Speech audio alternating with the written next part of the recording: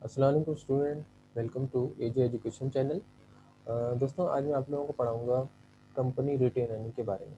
ठीक है, company retain earning की जब हम लोग बात करते हैं तो कंपनी रिटेन अर्निंग जो टॉपिक है वो आपका शेयर होल्डर्स कंपनी के बारे में ही है। ठीक है, इसमें होता ही है कि जो भी कंपनी फाइनेंशियल ईयर के दौरान अर्निंग कर रही है और जितने भी उसमें एसेट्स के अंदर इजाफा हुआ है, कमी हुई है, एक्सपेंसेस उसके आए हैं, उन सबको हम क्या करते हैं, रिकॉर्ड करते हैं।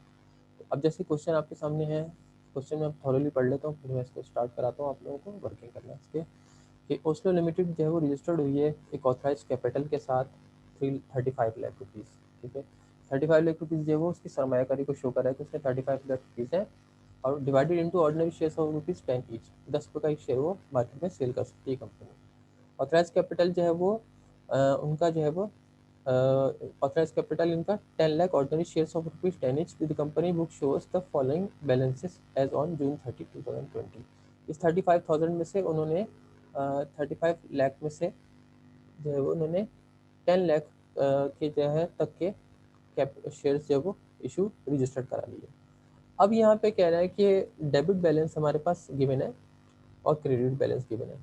डेबिट बैलेंस में आपके पास करंट एसेट्स और फिक्स एसेट्स आ जाएंगे और एक्सपेंसेस आ जाएंगे। क्रेडिट बैलेंस में आपके पास इनकम साइड आ जाएगी, लाइबिलिटी साइड आ जाएगी। जैसे कि आपके सामने लिखा हुआ है यहाँ पे, प्लांट फिक्स एसेट्स है, plant assets, cash current assets है, अकाउंट्सबिल करंट एसेट्स है, merchandise inventory, beginning current assets, sales return वगैरह, परचेज रिटर्न, सॉरी परचेजेज 1,24,500, 12,45,000 ये आपकी परचेजेज है और ट्रांसपोर्टेशन है। इसी तरह आपके पास है सेल्स के क्रेडिट बैलेंस में सेल्स है, कमीशन है और डेप्रिसिएशन वगैरह है।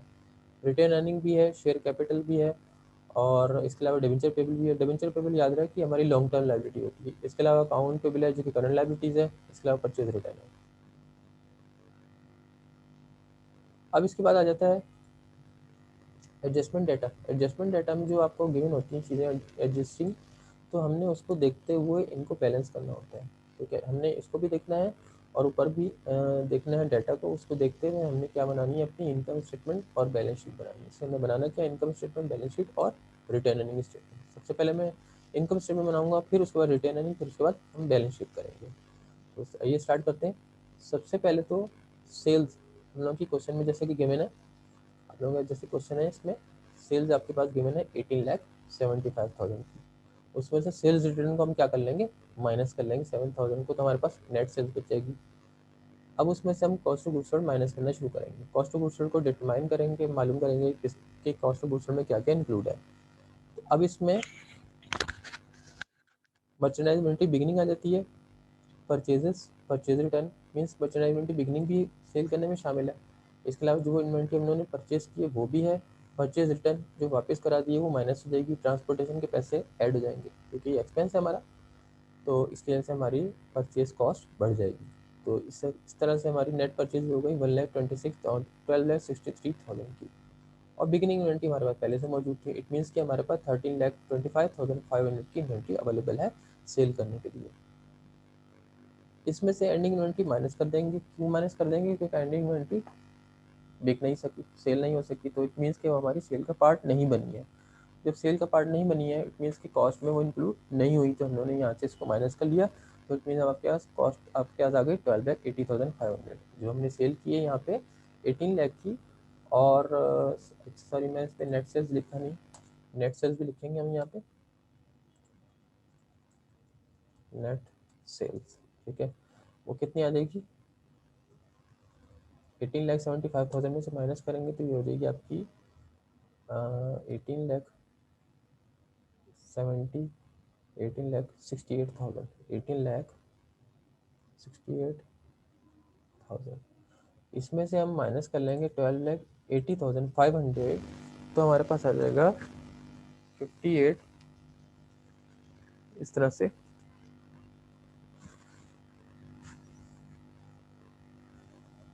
5,87,500 आ जाएगा, जो कि हमारा क्या है, ग्रॉस प्रॉफिट है।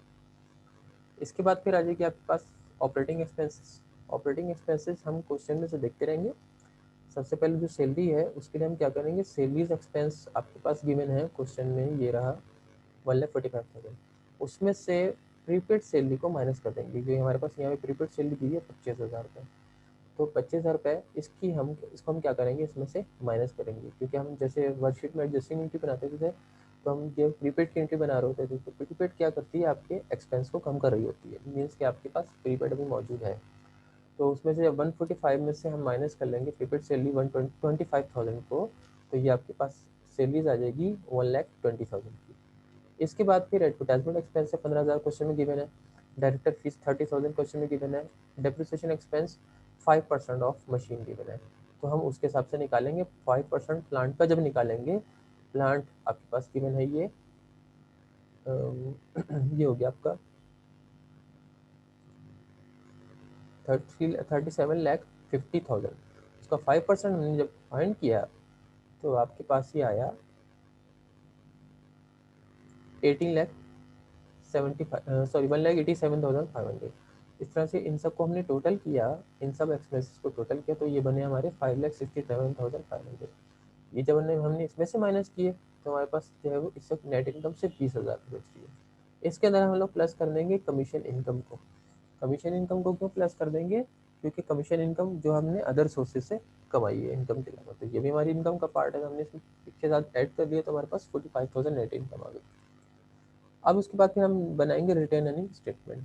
रिटेन अर्निंग स्टेटमेंट की जब हम लोग बात करते हैं, तो जैसे आपके सामने लिखा है बैलेंस मैंने 3,67,500, वो कैसे लिखा है, यहाँ पे आपको क्वेश्चन में गिवन है रिटेन अर्निंग बैलेंस, इधर 3,67,500। अब चूँकि मैंने बताया था कि रिटेन अर्निंग जो है आपकी इनकम का पार्ट होता है, यानी ये इनकम होती है, तो इसके अंदर हम क्या करेंगे, 3,67,500 जो है वो आपकी इनकम हो जाए, इस रिटेन अर्निंग बैलेंस है, और इसके अंदर जो हम लोगों ने 45,000 इनकम अर्न की है वो इसके अंदर क्या कर लेंगे, ऐड कर लेंगे। इसके अलावा फिर ये ऐड करने के बाद, सब ये इस ऐड करने के बाद तो आ जाएगा आपका बैलेंस 4,12,500 रुपये, रिटेनिंग बैलेंस 4,12,500। अब इसमें से जो हम लोगों ने रिजर्व निकाला है, reserve for plant contingencies dividend, इसको माइनस कर लेंगे। क्यों माइनस करेंगे, क्योंकि ये पैसे हम रिटेनिंग में से ही निकाल के रखते हैं, यानी रिटेनिंग में से ही हम रिटेनिंग समझे एक तरह से हमारे कंपनी का खजाना है, वहीं से कंपनी की बचत हुई है, जमा हुई बचत है, तो वहाँ से पैसे निकाल के रख लेता है, रिजर्व के तौर पर रख लेता है, खर्च नहीं करता है। कंपनी खर्च नहीं करती बल्कि रिजर्व के तौर पर रख लेती है। प्लांट एक्सटेंशन या अगर हमें प्लांट एक्सटेंड करना पड़े तो उसके लिए अगर पैसों की जरूरत पड़ती है तो हम वो यहाँ से निकाल लेंगे जो रिजर्व के लिए पैसे हमने रखे हैं। इसी तरह रिजर्व कंटीजेंसीज के लिए रखा हुआ है कि अगर एकदम किसी शेयर होल्डर्स को या बॉन्ड होल्डर्स को पैसे देने पड़ जाए तो उसके लिए जो फंड निकालना पड़े वो यहाँ से निकाल लें।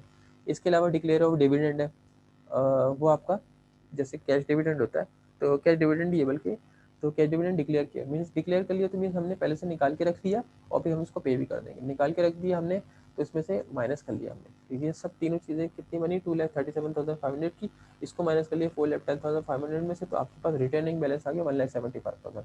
Now your retaining balance is 1,75,000। तो ये हमारा रिटेनिंग का बैलेंस है 1,75,000। सेम यही बैलेंस शीट के अंदर आएगा। अब हम बैलेंस शीट बनाना शुरू करते हैं। देखिए आपके सामने ही बनाएंगे मैंने।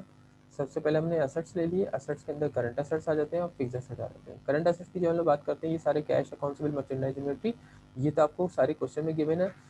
सिर्फ प्रीपेड एडवर्टाइजमेंट में हम लोग को देखना पड़ेगा। ये देखिए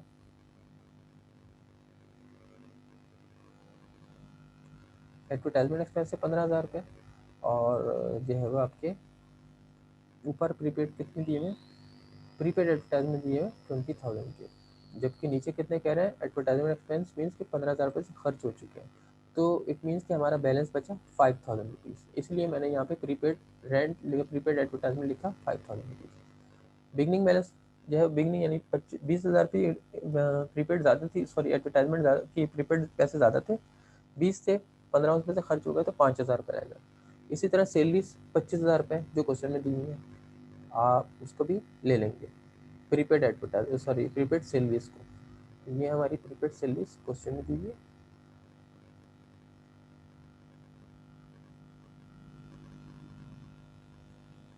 जैसे प्रीपेड एडवर्टाइजमेंट है, और ये आपकी आ जाती है प्रीपेड सैलरीज 25,000 रुपये। ठीक है, ऊपर सैलरीज एक्सपेंस है लेकिन हमने यहाँ पे रिकॉर्ड क्या किया, प्रीपेड, ऊपर सैलरीज एक्सपेंस है 1,45,000 और ये आपकी 25,000। तो इसी तरह जैसे इनकम स्टेटमेंट के अंदर 120 आ गई थी, लेकिन ये 25,000 से क्या प्रीपेड है ना, तो हम प्रीपेड के तौर पे रिकॉर्ड करेंगे, क्योंकि बैलेंस शीट के अंदर हम लोग असेट्स को ले रहे होते हैं, एक्सपेंस को नहीं लेते। तो ये हमारे प्रीपेड आ गए। उसके बाद फिर कमीशन रिसीवेबल है, जो हमें कमीशन मिलनी है, हमने अर्न की है लेकिन हमें मिली नहीं है 5,000 रुपये। ये कहाँ पे, ये भी क्वेश्चन में आपको गिवन है, commission receivable, earn but not receive, हमने कमा लिए पैसे लेकिन मिले नहीं है। बोर्ड ऑफ डायरेक्टर रिजॉर्ट, इसका मतलब ये है कि बोर्ड ऑफ डायरेक्टर ने डिसीजन लिया रिगार्डिंग कैश डिविडेंड से और रिगार्डिंग प्लांट एक्सटेंशन, जो मैंने बताया 62,500 और कंटिजेंसी 50,000, ये रिजर्व के तौर पे हम लोगों ने पैसे निकाल लिए थे रिटर्निंग बैलेंस के अंदर, और ये बैलेंस शीट के अंदर भी आएंगे। इसी तरह कैश डिविडेंड भी जब हमने रिटर्निंग से निकाल लिया था, तो ये सारे भी इक्विटी साइड पे बैलेंस शीट के अंदर आ जाएंगे। तो लेकिन सबसे पहले तो हम लोग क्या करते हैं, फिक्स एसेट्स आपके पास है 37,50,000 के, और उसको हम क्या करेंगे, माइनस कर लेंगे उसमें से अलाउंस फॉर डेप्रिसिएशन, तो आपके पास फिक्स एसेट्स बचे 32,12,500 के। तो इस तरह से हमने इन दोनों को जमा किया। इनको भी अगर हम टोटल करेंगे, मैंने टोटल किया नहीं, इन करंट एसेट्स को भी और फिक्स एसेट को हम टोटल करेंगे, तो आपके पास बैलेंस आएगा 35,55,000 रुपीज़। ठीक है, इन सबको अगर हम ऐड करते हैं, इनको भी ऐड करते हैं, तो 35,55,000 आता है। इसी तरह लाइबिलिटी साइड पर जाए तो करंट लाइबिलिटीज आपके पास गिवन है 1,12,500 रुपये। डायरेक्टर्स फीस पे बिल है, ये भी आ जाएगी 30,000 रुपीज़। करंट लाइबिलिटीज आपकी हो गई 1,42,500 की, दोनों को प्लस किया।